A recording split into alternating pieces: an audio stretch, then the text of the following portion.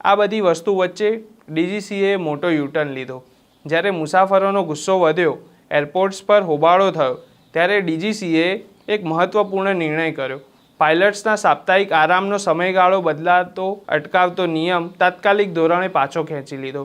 તેનાથી pilot rotation સરળ થશે અને સિસ્ટમ ધીમે ધીમે નોર્મલાઇઝ થવાનું શરૂ થશે। પણ અહીં બીજી એક કહાની પણ છે। પાયલટ્સ યુનિયનનો આરોપ છે કે ઇન્ડિગો મેનેજમેન્ટ આજની પરિસ્થિતિ માટે જવાબદાર છે। તેમના મુજબ નવા નિયમોની જાણ ઇન્ડિગોને મહિનાઓથી હતી। એરલાઇનને વધારાની ભરતી કરવી જોઈતી હતી, જે તેમણે કર્યું નહીં અને તેની જગ્યાએ સ્ટાફમાં ઘટાડો કરવામાં આવ્યો। યુનિયનનું સ્પષ્ટપણે કહેવું છે કે આ તબાહી અચાનક નહીં, તૈયારીના અભાવે સર્જાઈ છે। આટલી ચર્ચાઓ વચ્ચે આ બધાનો ભાર કોના પર પડ્યો? જવાબ, સામાન્ય મુસાફર।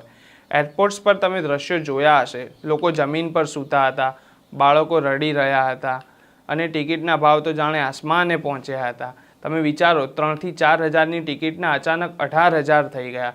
કેટલાક રૂટ ઉપર તો 25 થી 30,000 ભાવ પણ પહોંચી ગયો હતો। આ બધું મુસાફરના ખિસ્સા અને સમય બંને પર ભારે પડ્યું। તો હવે પ્રશ્ન એ છે કે પરિસ્થિતિ ક્યારે નોર્મલ થશે? અંદાજે થોડા દિવસોમાં ધીમે ધીમે આ પરિસ્થિતિ સુધરશે, પરંતુ સંપૂર્ણ પુનઃસ્થાપન માટે ઇન્ડિગોને વધુ ભરતી, વધુ ટ્રેનિંગ અને વધારે મજબૂત શિડ્યુલ મેનેજમેન્ટની જરૂર છે। એક વાત તો સ્પષ્ટ છે કે આ સંકટે બતાવી દીધું કે મોટીથી મોટી એરલાઇન્સ પણ નાના નિર્ણયો અને તૈયારીના અભાવથી તૂટી પણ શકે છે।